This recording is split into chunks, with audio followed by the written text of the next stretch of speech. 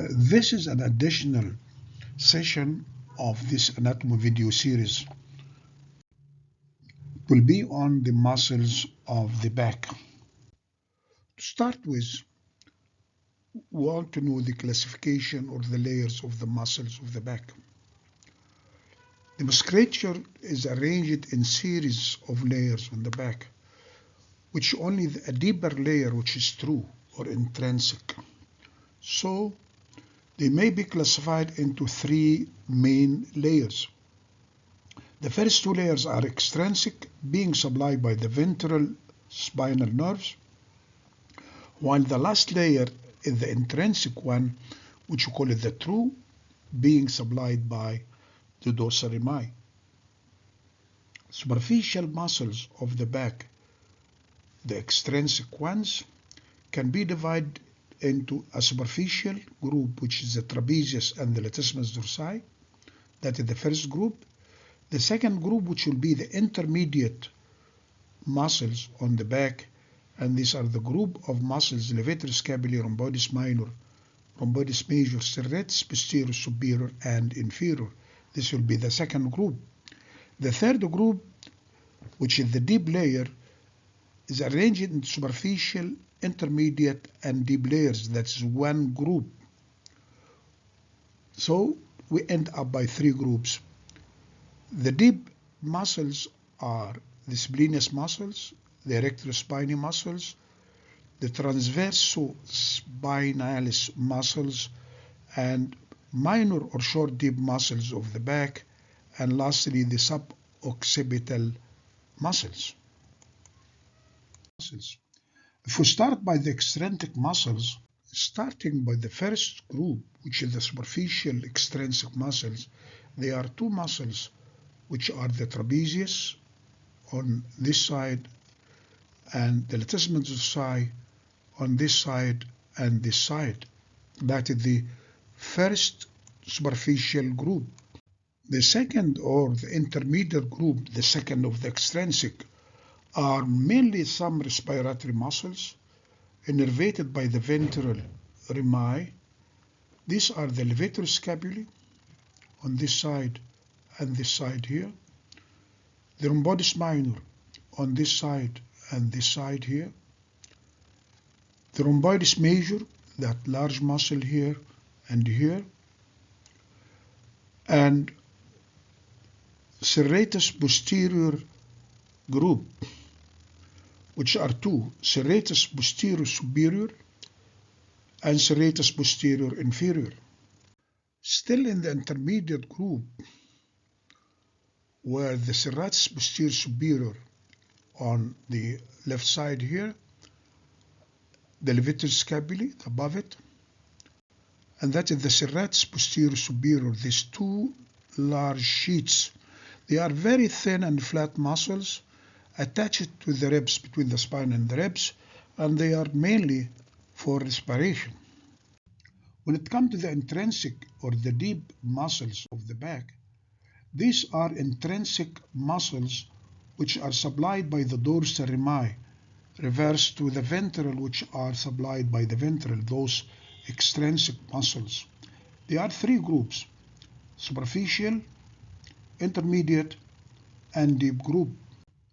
Let's start by the superficial muscles, which are the spinotransversalis system, meaning it arises from the spine to go to the transverse process to be inserted, consists of splenius group, which are long muscles originate from the ligamentum nuchae, which is the supraspinous ligament of the cervical vertebrae spines and their spinous processes, and then run laterally and upwards to reach the transverse process, then laterally and upwards to the insertion. There are two parts, splenius capitis and splenius cervicis. This part, which is called spinotransversalis system, consists of three muscles: the splenius capitis, which you can see the diagram here, and the fleshy fibers on the left side, takes origin from the spinous process of cervical 7 and the upper 4 thoracic to be inserted into the superior nuchal line, which is the supraspinous ligament of the cervical vertebrae and the mastoid process. The action of that muscle is to rotate the head and extend to the same side. The second is the spinalis cervicis, which is this one here, and the same as fleshy over here. And this takes origin from the spinous process of the 3 to 6 spinous process of the thoracic to be inserted into the cervical 1 to 4 transverse processes with the levator scapulae. That is the origin of the levator.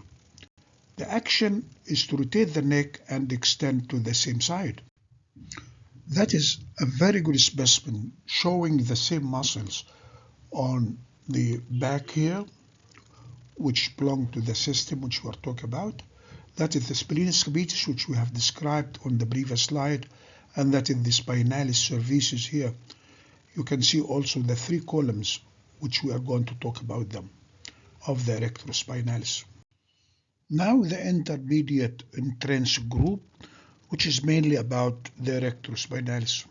The largest muscle of this group is the erectorospinae muscle, which is divided into 3 columns.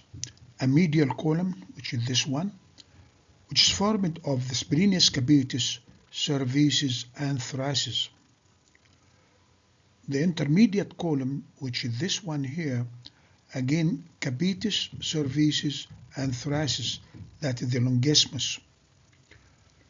The most lateral one, the lateral column, is the iliocostalis, which is this one here. Again, cervicis, thoracis, and lumborum. There is no capitis. The actions of these muscles, when it comes to the thoracic and the lumbar components, they are very powerful extensors of the vertebral column. Acting bilaterally, they extend the thoracic and the lumbar spines, while acting unilaterally, they laterally flex the trunk. When it comes to the cervical and the capital components of the erectorospinae, they are poorly extensors or flexors of the head or the cervical spines. That is the same muscle, which is the erectorospinae muscle. Just to show that diagram, starting from the back of the sacrum and the iliac crest, a very bulky muscle which you can feel on your body with a furrow in between along the spines of the lumbar. On each side there is a bulky muscle, that is the erectorospinalis muscle. It can be divided, as we have seen, into 3 columns, a lateral one, intermediate one, and the medial one. That is the spinalis on the medial part. Here in the diagram and the fleshy fibers, or fleshy specimen, that is the longismus muscle or longismus column, the intermediate column, and that is the iliocostalis. That is the whole muscle. It arises by a tendon here, and that tendon will give origin to the basis of the 3 columns.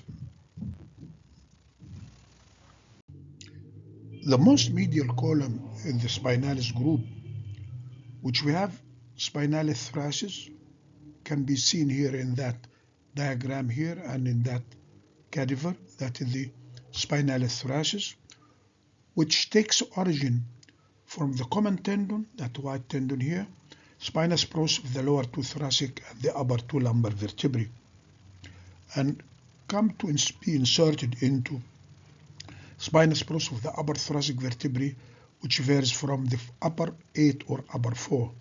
The second one is the spinal cervicis, which takes origin from the ligamentum nuchae, supraspinous ligaments of cervical vertebrae, spine of the 7th cervical and upper 2 thoracic, to be inserted into the spinous processes of the axis, the spinous process of the axis, and possibly the 3rd and 4th cervical. It is a very thin muscle. The cervicis is usually absent, while the capitis is part of the semispinalis capitis. Now, the longismus, the intermediate group, that is the intermediate group here, which is over here, the intermediate one. So there is longismus thoracis, that is the one can be shown here. The origin from the intermediate part of the common tendon. Then that is the intermediate part of the common tendon here, as you can see. The insertion, the lower 9 or 10 reps adjacent to the transverse process of the vertebrae. The longissimus cervicis, that one over here, and the one in the line, which takes origin from the transverse process of upper 4 or 6 thoracic vertebrae to be inserted into the transverse processes of the 2nd to 6th cervical vertebrae. And lastly, the longissimus capitis, that one over here.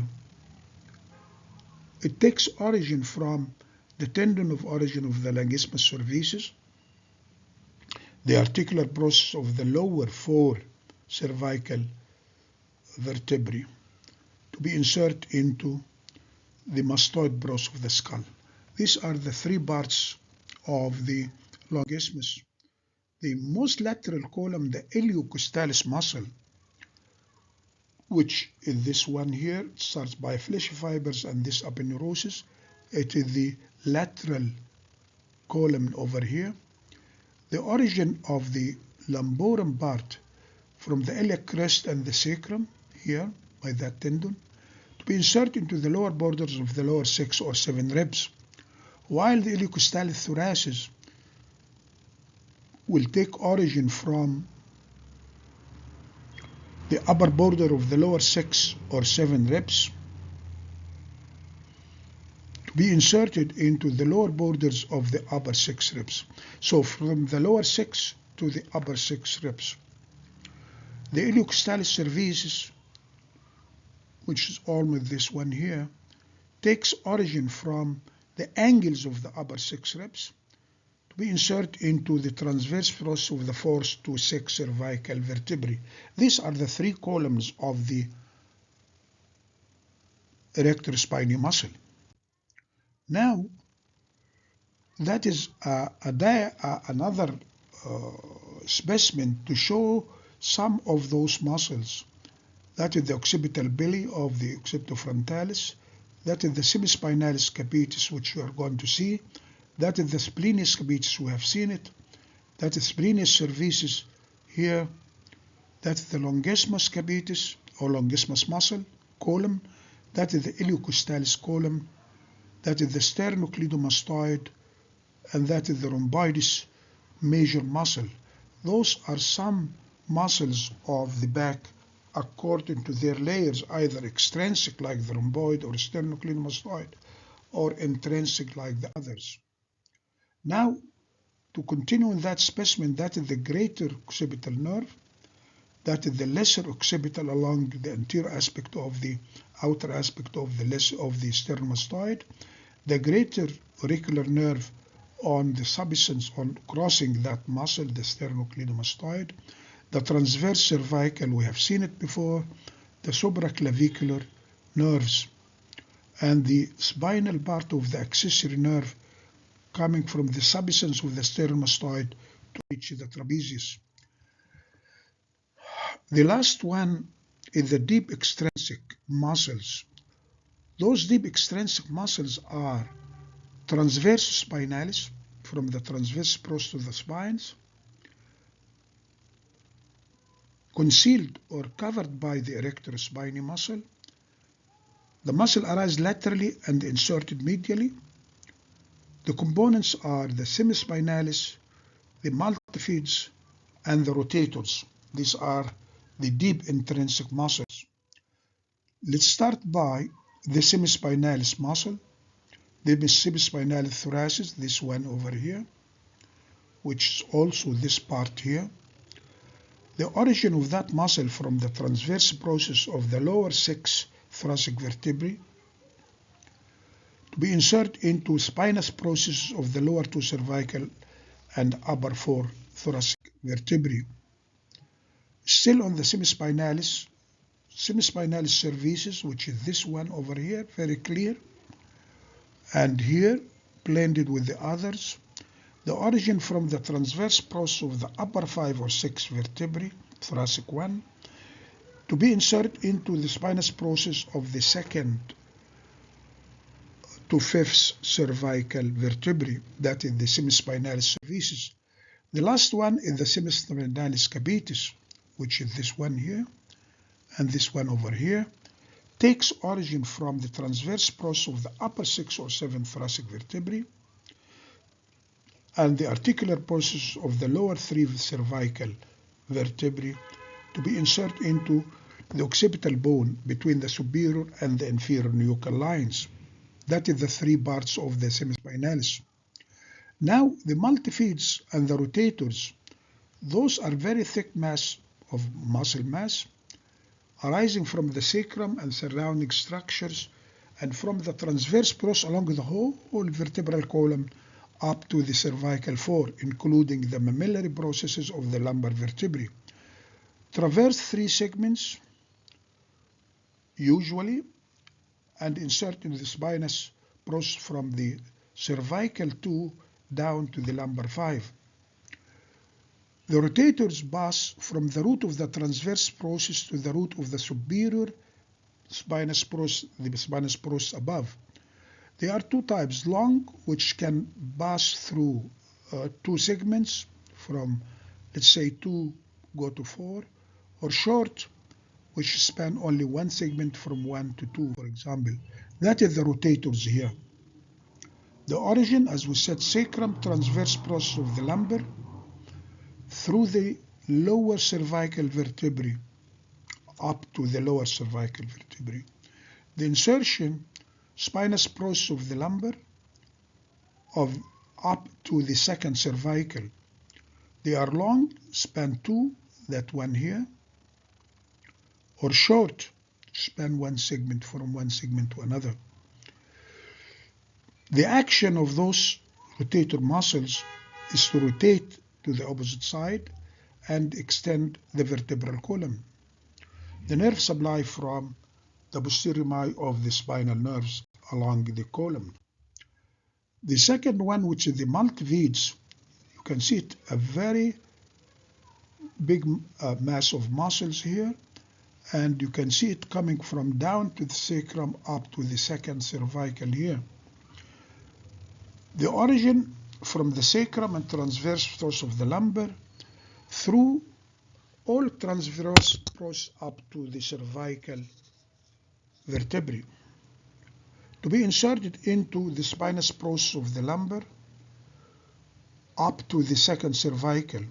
They are again long, span 2 segments, or short, 1 segment. The action is to rotate and extend the vertebral column supplied by the same dorsal rami.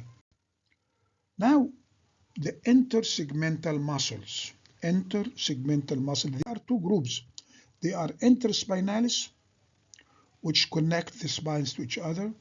The origin from spinous process of the vertebrae, absent in much of the thoracic because of the ribs, and is inserted into the spinous process of the vertebrae above. It can speed between 2 adjacent vertebrae. The action is to extend the vertebral column, nerve supply from the rami, the dorsal rami. Intertransversi, muscles between the transverse processes here, origin transverse process of the vertebrae, absent in most thoracic again, insert into the transverse process of the vertebrae, and it can span between adjacent vertebrae. The action is lateral flexion of the vertebral column, which is unilateral action. Nerve supply the posterior and anterior rami of the spinal nerve. Now, the last one of the deep muscles is the suboccipital triangle. That suboccipital triangle is the most deep, lies directly on the bodies of the vertebrae. So, that suboccipital triangle, the relations are medially it's covered by a layer of dense adipose tissue, deep to the semispinalis capitis, and then laterally it lies under the longissimus capitis and sometimes splenius capitis, both of which overlap the oblique capitis superior. The floor is formed by the posterior atlanto-occipital membrane and the posterior arch of the atlas. The contents of the triangle are the vertebral artery, that is the most important structure here, and the dorsal ramus of the first cervical nerve, which supply the muscles of that triangle, and lies in a groove on the surface of the posterior arch of the atlas. Both of them lie in that groove, the artery and the nerve. Now, the boundaries here, we can see the muscles are the obliquus capitis inferior, which takes origin from the spinous process of the axis, that is the spinous process axis here, to be inserted into the transverse process of the atlas vertebrae from the second to the first. The action is rotation of the atlas, turn the head to the same side. The nerve supply is number 1.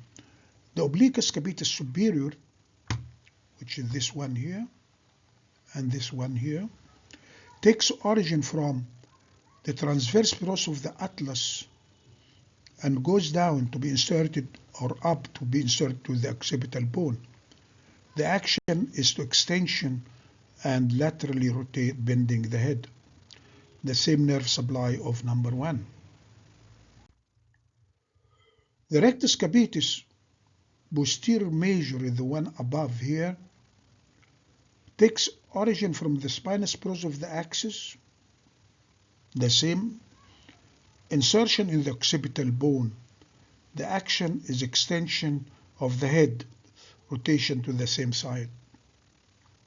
The nerve supply is number 1. Rectus capitis posterior minor here, that one here, which takes origin from the posterior tubercle of the atlas, the first vertebra, to be inserted into the occipital bone, acting in extension of the head, supplied by the same nerve. Now, the rectus capitis posterior minor muscle, which is the rectus capitis posterior, that is the rectus capitis major here, that is the minor, and that is the major. That is the obliquus capitis superior muscle, which is away from the triangle here, and that is the obliquus capitis inferior here.